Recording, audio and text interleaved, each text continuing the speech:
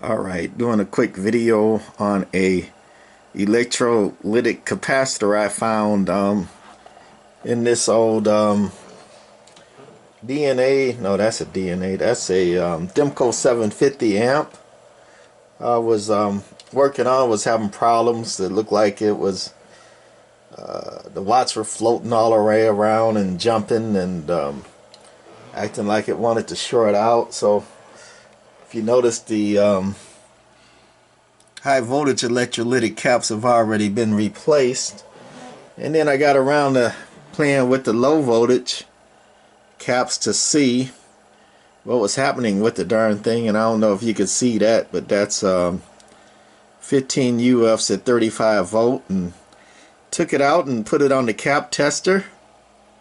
I'm gonna try to push it in there. Need another hand. There it is, dead short in that capacitor there.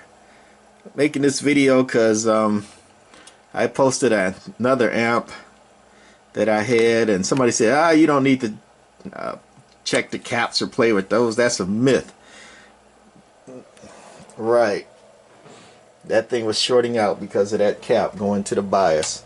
Alright, just wanted to show that. Bye.